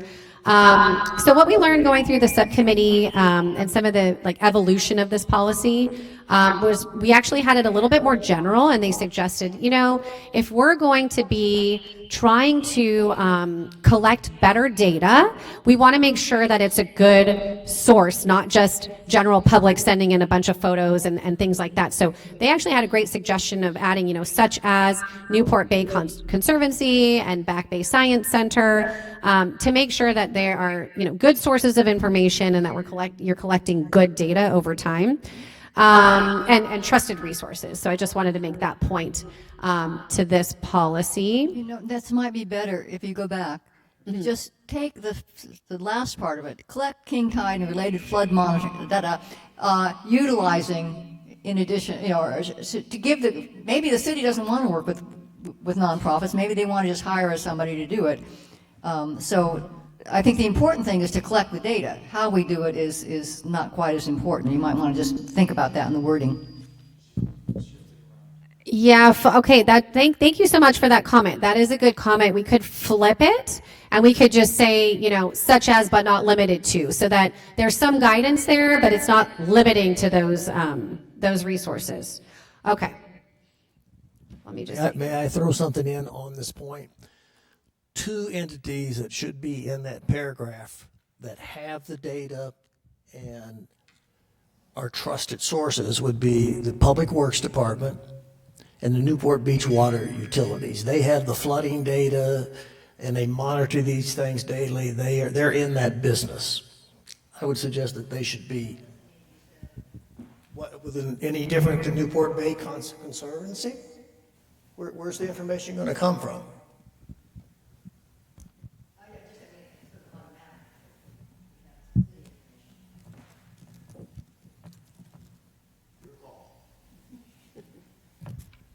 Okay, no, thank you for that. Okay, and then the next policy is, let's see, regarding beach access. Let me go back to my notes here. Okay, so this policy is, assess beach and harbor access points that are at risk of impacts, maintain and enhance existing infrastructure. So similar to some of the comments that were made, this was really intentional in that what we heard loud and clear is we want to focus and highlight what's already happening and maintain, not necessarily add infrastructure. And that gets to that point, kind of ties into the balancing of the tourism and the cultural tourism and everything. So I just wanted to make that point that those words were pretty intentional as well, and just maintaining and enhancing what you already have. And I can take a pause because I think this is actually our last policy. Is that right, Ben? Yeah. So we'll stop here and I'll open up the floor. Okay. Comments? Paul? And then we'll come back to this table. Okay? Yeah, I really had 2 points on Harbors Bay and beaches. And thank you for adding beaches. Whoever thought of that, good idea. I think that's helpful. One comment I'll make, and the other comment I'll leave to Brother Baker to make. But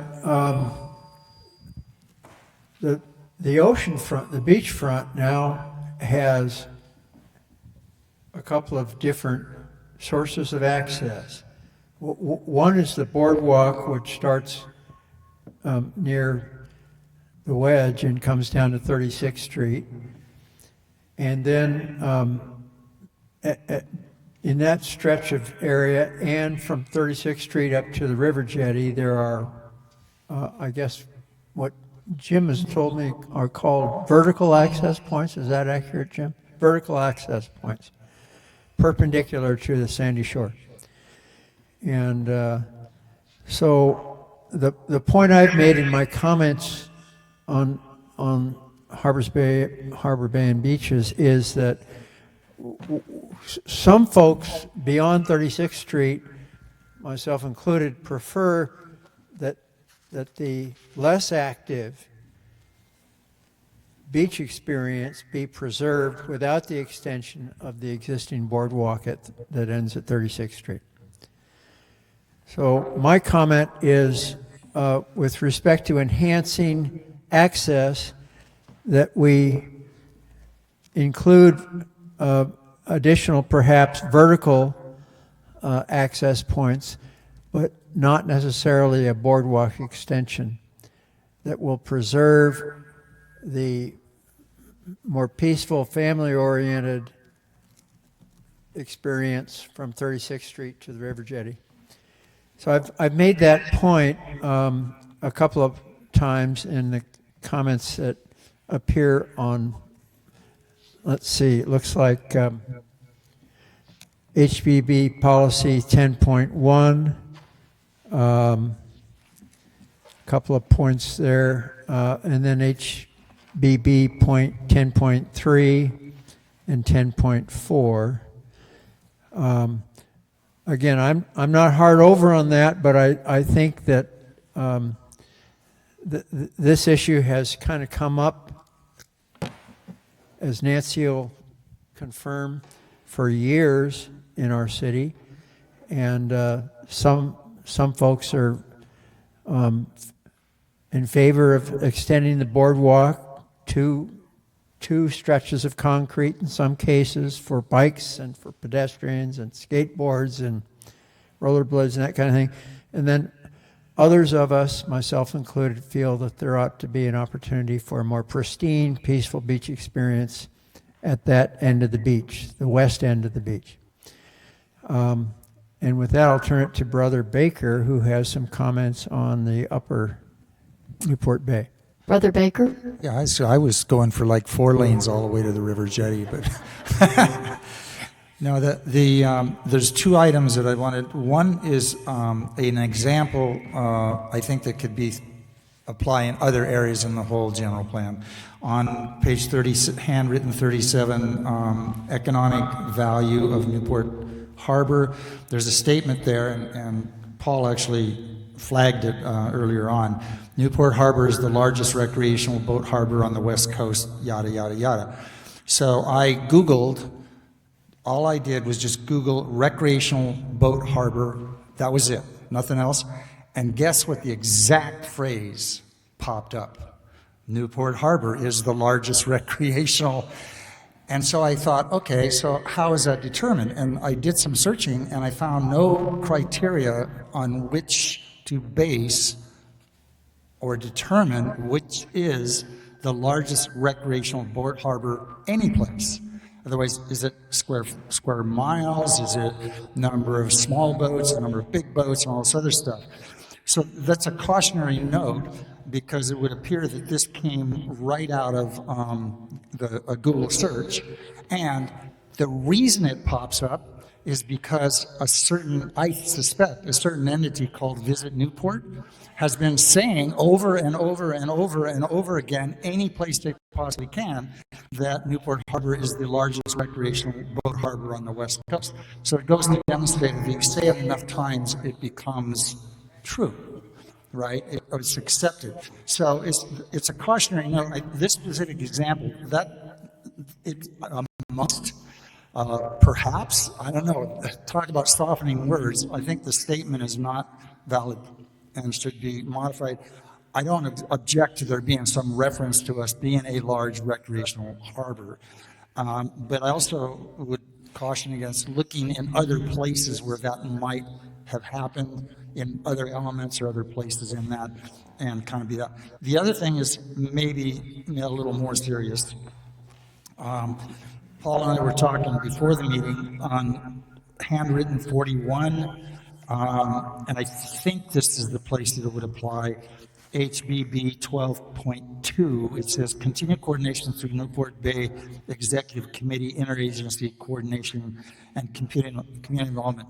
And in our communication earlier, before tonight, I pointed out that there's, and I can't even list them all without forgetting some, but there is a huge number of entities, enforcement entities in the Upper Bay. We're talking about U.S. Fish and Wildlife, California Fish and Wildlife.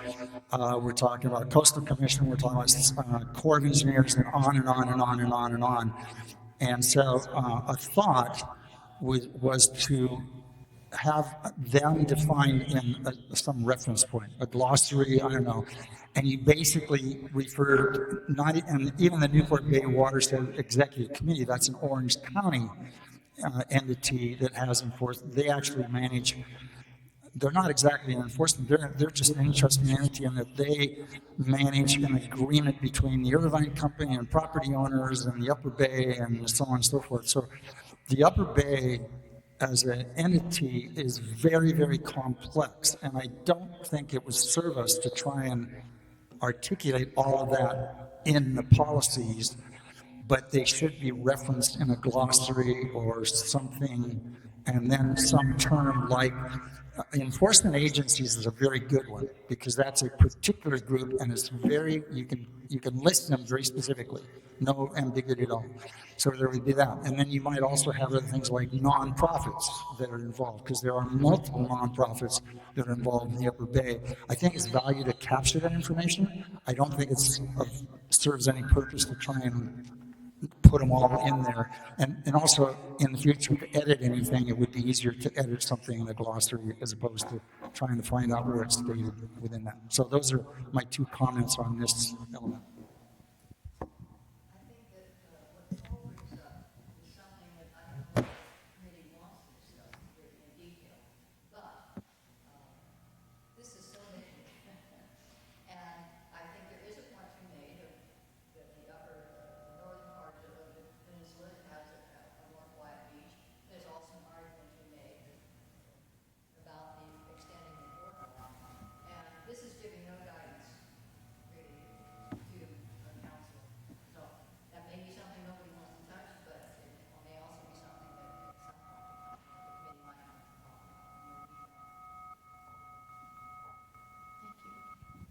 Okay. Other comments? Scott? I don't really know if I don't really see it in here in the Harbor Bay and Beaches element, but I do believe that Public Works does a pretty phenomenal job at kind of managing the beach environment, the sand beach environment. I don't know much about the harbor, Dennis, but trash is a serious problem, right? And I think you have to think of the beaches as our most cherished, valuable open space. And I don't know how we can do a better job, but and they get the most use. So we have all this open space around us, and I use a lot of it, and there's like 10 of us out there any given day. But on the beach, you know, we'll have hundreds of thousands of people on a weekend. So and I live a block off the beach, and I go out and pick up garbage every single weekend.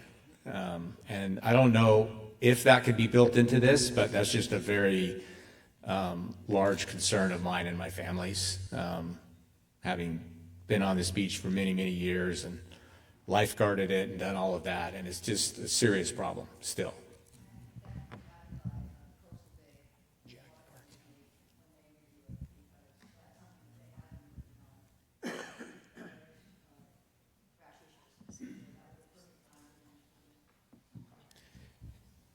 And then I just have one other comment, and when it comes to the water rise issues, it appears to me as somebody that has to kind of respond to those things if I'm doing projects in the flood zones, that the city's approach right now is to get, private property owners to pay for the retrofit, when they do something on their property, right? And the problem is it's, if I look at one of the islands and how long it's going to take for every single one of those homeowners to raise their bulkhead, and it's a big difference. I don't know if most of you know what a big difference it is. When I moved here, it was 6.8, and today it's now 11. So, 4.5 feet is a big difference, right? And I just don't see that as an effective long-term plan. So I don't, I'm not necessarily looking for something more. I mean, part of me says, why are we even trying? Because there's always going to be a hole in the dam. There's just no way, even long-term, even if we push it out 50 years, we're not going to make a difference on stopping, right? On ringing the islands or whatever it is that we think we should be doing. So that's just my comment. Again, I understand it as a goal, but if we're having this goal and then we're having implementation that doesn't have a prayer of working, I don't know what the point is.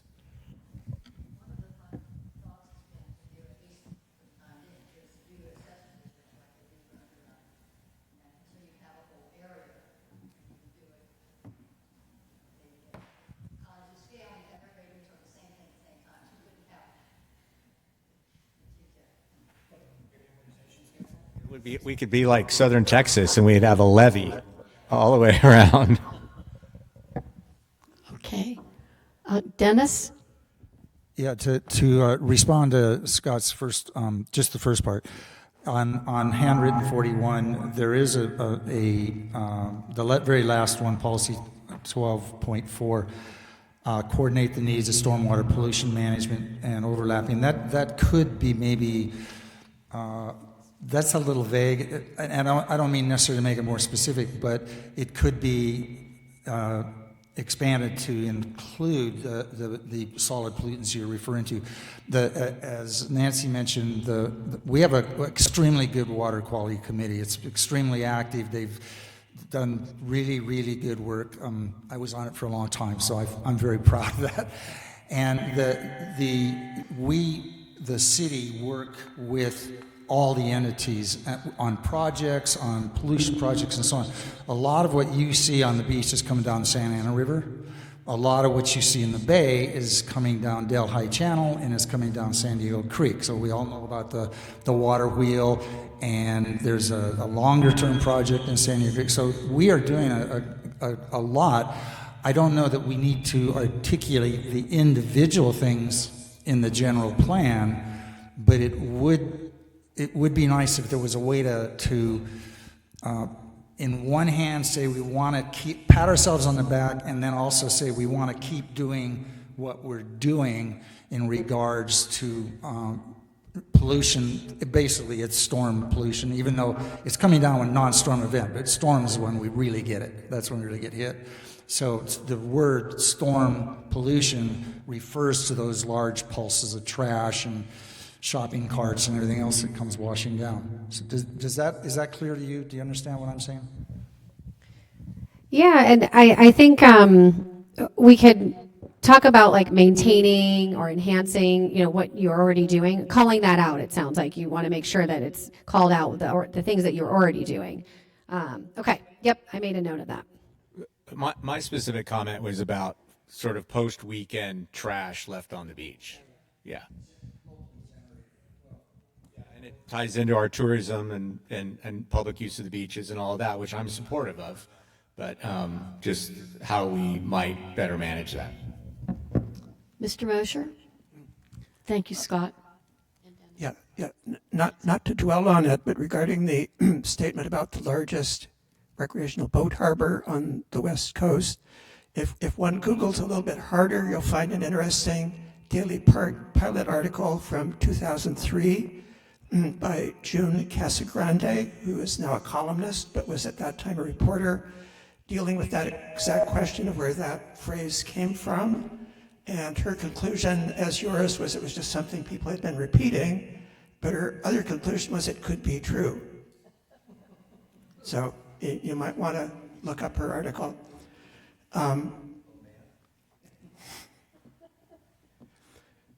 Yeah, there's another part of the statement that we have 30 miles of beach along the harbor, which I find doubtful for a harbor that's 3 miles long. But in any event, I keep speaking about overlap between policies. In this case, we have actually a very large overlap between elements, so that this element contains policies and things that are partially in the safety element, partially in the natural resources element, and actually the number of policies in this one has come down from 76 down to 60 policies. But that's partly because a large section about water quality, which was one of the premier issues in the current harbor and bay element, was deleted because it repeats the same 28 policies that are in the natural resources element. I'm having a little trouble understanding how the decision is made where the policies should go, because we're taking out all the water quality duplicate policies, but we seem to be importing safety policies, which sound like they should be in the safety element, about coastal hazards and sea level rise. And the one I especially have difficulty understanding is the overlap between this and the completely separate document that we're not talking about called the Local Coastal Program. One of the premier features, which I don't think is as controversial as Paul's Boardwalk and the current harbor and bay element, was to promote the extension of the public walkway facing the harbor along Mariner's Mile. And that has disappeared now. It's not in the current proposal. The only rationale I can think of for that is because the policy with the same language as in our local coastal program. But who is deciding what belongs where, and what is the consequence of having something in the local coastal program but deleting all of that? Everything that has to do with access is in the local coastal program, which probably overrides the general plan anyway. So how are we making the decision to remove that but put in other access things here? Yeah, great questions. Thank you. Well, you're right that the LCP does override, and that is where Coastal's going to have their keen eyes on it. And so we don't want to put things forward in the general plan that then, knowing that you're going to have to open your LCP per that state legislation that I mentioned earlier. We didn't want to potentially be conflicting the general plan and the LCP. So if it's covered in the LCP, we did, remove some of that content, so we can discuss if that's important to have, to still have remaining. But what I will say is the beauty of the online sort of platform that we'll eventually get to is that I know it's a little bit difficult, like challenging when we're reviewing in these sort of Word documents and PDFs, and it's very linear and it seems really duplicative. But in the online process, that's going to help a lot with the sort of organization, fitting under goals. And so I did want to just address that comment because I know you brought it up for all of the elements. But that being said, we will take a close look. We have been trying to remove duplicate where we possibly can, and where it's the most relevant element is where we have it live. But again, with the online platform, sort of the discreteness of each element being one chapter goes away a little bit, and you find the policies more generally throughout. So I think that will help with some of the concerns. I think in the end that the written document or PDF version of it will be the actual legal thing that has to be adopted by the city council, and for people to read that and understand it, I think that this document should at least cross-reference that. So if you're wondering how we're addressing water quality in the harbor, it should at least cross-reference that those things are dealt with in the natural resources element, and safety issues that are not dealt with here are in the safety element, and so forth. In the interest of time and allowing DUDEC to finish with their consultancy comments, if the comments that you're about to raise are not relative to what we have up on the board right now, can you wait for a moment unless it's relative to this approach? Is it? Okay. Oh, okay. So, okay, would you please continue then with your program so that... Oh, you're done? Okay, perfect. Okay, so go ahead with your comment. It's she's done. Thank you. Hello, Chuck Fancher. My comments really come from my role on the Water Quality Committee, that I paid Dennis $20 to pump up the committee and his comments, but it comes from my work on that committee. On your page 53 in your element, you know, it's interesting that the element calls out the Harbor Commission, as it should. And it's interesting that in this section on 53, it speaks to economic value that the harbor may drive for the community. I think that this section should go on to speak to the value that tourism brings to the city, not just the harbor. There's a larger number, and we've discussed it before with one of your cohorts here who called out tax revenue dollars, and roughly between 30 to 50% of the revenues that our city derives, from which our city derives its revenues, are tied to hotels, tourism, sales taxes. Fashion Island, there's a lot of people who don't live in Newport Beach that shop at Fashion Island and all our retail, and there's a large component of our revenues that is tied to tourism. That should be described in this section as well, because, and this is part of the work that our committee is involved in presently, if you will then turn to 51, page 51 of the draft, we're speaking again to the Harbor Commission and Harbor Coordination. There is that the Harbor Commission is the appropriate agency funded and focused on dealing with things harbor. The rest of our coastline, I can't give you numbers, is beaches and coastline that's not touched by the jurisdiction of the Harbor Commission.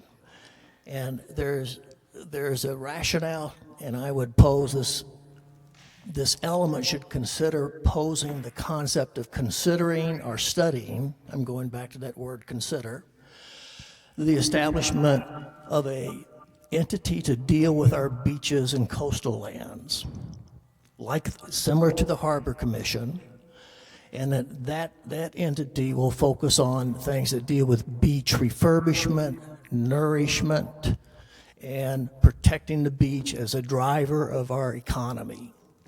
Our committee's aware that our beaches are horribly undernourished in terms of sand and the ability to sustain and grow and maintain a natural balance.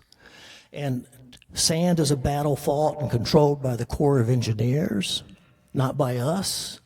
And if the city needs to, many on our committee feel like that the city needs to take the proactive role of taking control and charge of our beaches and its replenishment and its nourishment and its continued growth to reduce the loss of depth that our beaches have experienced, and have a commission that's dedicated to it with funding from the city to make sure that it is utilized fully.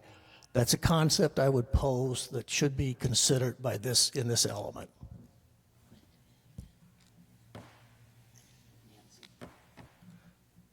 I guess just as a brief response to make sure, Mr. Fancher, you are on the Water Quality Coastal Tidelands Committee presently, correct?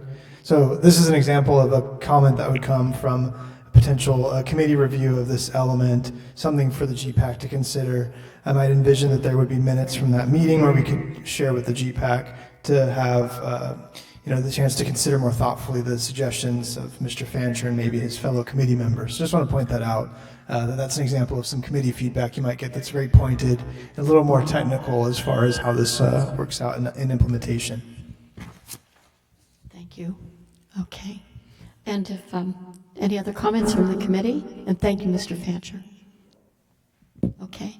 Then shall we move on to having a motion to support moving the draft element forward for the GPUSC review and for public review thereafter, including any related city boards, commissions, and committees. And we already have an endorsement of the report from the chair, Curtis Black, that you all received. So may I have a motion to approve moving it forward? The draft forward? Mr. Gooder, and a second. Susan DeSantis? Yes. Sorry, just to clarify, is that with the comments received as part of the agenda packet incorporated and what we've heard at the meeting? Okay, thank you. Thank you for clarifying that. Okay, all in favor? Aye. Okay, opposed? Any? Oh, Mr. Mosher?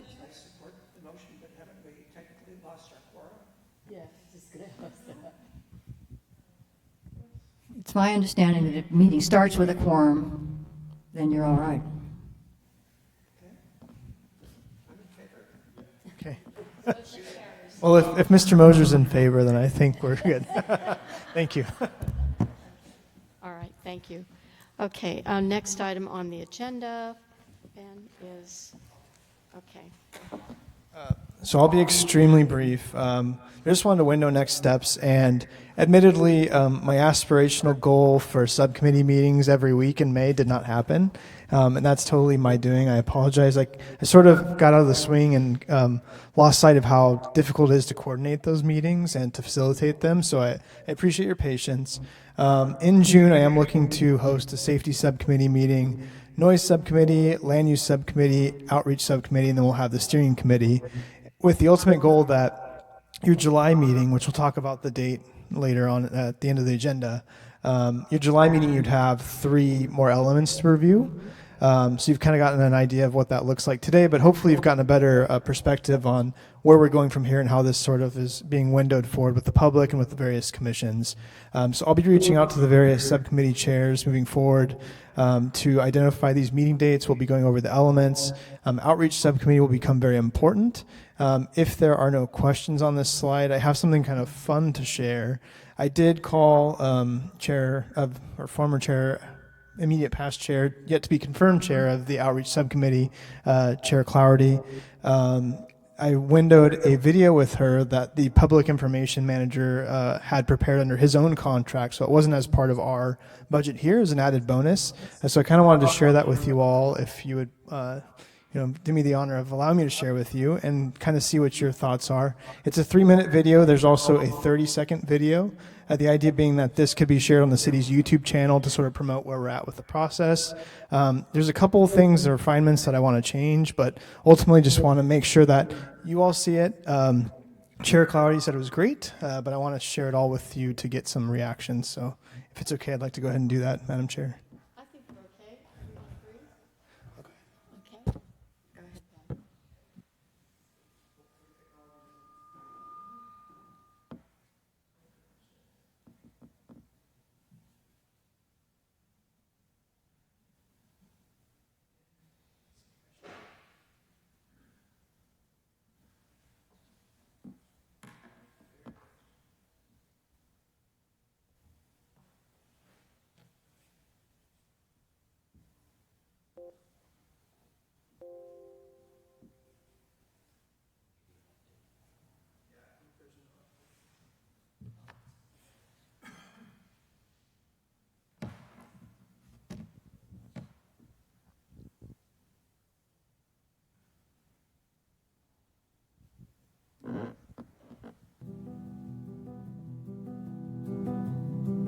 After almost 20 years, the city of Newport Beach has embarked on updating its comprehensive general plan.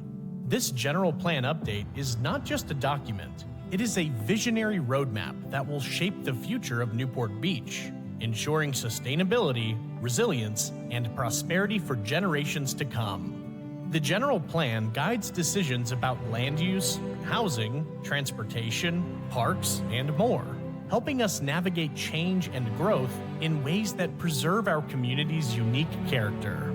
This project is built on collaboration, innovation, and community engagement. It's a long-term document that sets goals to reflect our values, policies to guide decision-making, and programs to carry out actions. With your input, we'll craft a general plan that meets both current needs and future aspirations. The City of Newport Beach is revising its general plan to adapt to evolving social, economic, and environmental conditions, as well as to meet current state regulations. Since it was last updated in 2006, the city has encountered new challenges and opportunities. To address these changes, the updated general plan will align with the shifting, ever-changing goals and priorities of the community. The general plan will include key elements like the harbor and bay, historic resources, recreation, arts and culture, natural resources, safety, land use, noise, housing, and circulation. Each element supports our shared vision for a thriving, well-planned city that balances growth with maintaining what we love about Newport Beach. Updating the general plan is a multi-phase process. Phase 1, background analysis and visioning, completed in summer 2024. Phase 2, goal and policy development, happening now through spring 2025. Phase 3, public engagement and environmental review under the California Environmental Quality Act, CEQA. Phase 4, public hearings, where City Council adoption will be made. Community participation is at the heart of this process. Through events, workshops, and digital engagement, thousands of residents have already contributed. As we move into Phase 2, we're eager to hear your thoughts on the direction and policies shaping Newport Beach's future. Together, we will ensure this plan reflects our shared aspirations for a prosperous, innovative, and vibrant city. Learn more and get involved at newportbeachca.gov/GP update. Help us build a future for Newport Beach that we can all be proud of.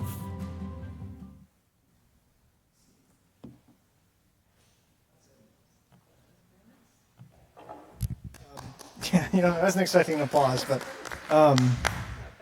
there are obviously things that would need to be updated before this is shared publicly. But again, I think it's a pretty nice video that's a tribute to all the hard work that the GPAC has put in with the steering committee, all the various community meetings we've had, and just the level of engagement we've aspired to achieve through the process. So just wanted to commend you all for still being here at after 7 o'clock. And I think we'll move on unless there are questions on next steps. Okay. Moving on, next steps in this meeting is the updates and overview of upcoming deliverables, objectives, and schedule. That's what I just sort of went over. And that's it for that? Okay. So you can move And nothing from Dudek other than that? Okay.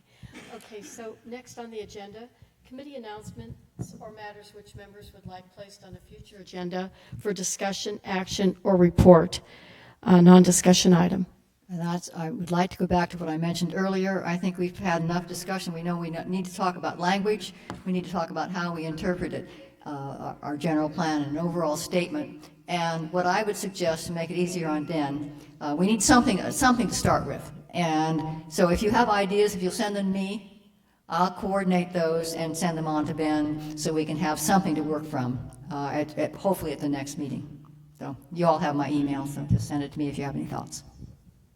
Perfect. Thank you, Nancy. Briefly, this is the last item, I promise. Next meeting is scheduled tentatively for July 2nd, but I know that there was a suggestion from Co-Chair Evans to move that meeting to July 16th. I know that Mr. Watkins emailed me separately and indicated that he is going to be out of town on July 16th. I just kind of wanted to gauge what's a better timing for you all. I think it's important we meet in July. So I kind of wanted to get a straw poll vote of whether July 2nd would work for most, or maybe you want to move it to July 16th. So I don't know if you want to conduct a straw poll vote or how you want to gauge that. But All right. And is there no wiggle room because I can't be here on the 16th. Ben, is it the end of the month? No. Next. we could push, I worry about 23rd gets to. the August meeting. Okay. Well, if Jeremy can be here, that's fine. Okay. All right. So could we have a show of hands, people who can attend the 16th meeting? Mm-hmm. Okay. let's do it. Yeah, so if you can attend July 2nd, please raise your hand. Looks like most everyone except for committee member Ebner. How about keep your hand up if you can do July 16th, sorry. Okay, looks like it's sort of an even split. Maybe what I can do, if it's okay with Madam Chair, is send out a brief poll to the entire committee, because I know we don't have as many members here, just to make sure that we have a full quorum for that day. So I'd go ahead and send out a subsequent poll tomorrow, if that's okay with everyone. Doodle poll? Okay, perfect. Okay, all right, let's do that. It is Yes. It is kind of concerning how many of our elements we're going to have to go through next time, and do the special preamble that we're supposed to put together. Do we not need to actually meet on the 2nd and the 16th? I don't. I mean, it's very possible. We're going to get through all of it. Yeah, it's very possible that, if the committee has concerns about getting through 3 elements again, I know it was a lot, but I am hopeful that going through this once sort of gives you the idea of the structure, and might make it more streamlined at the next meeting. But, it might be a good idea to have it on July 2nd, and then if we need to, we can meet on July 16th. So that's a good idea tentatively. But we can sort of vet that out through a poll. I'm happy to do that too. And ask the same question of whether or not 3 elements is doable on one agenda. Okay, all right then. Can we have a motion to adjourn then? Okay. Adjourn, thank you. Thank you all for your comments.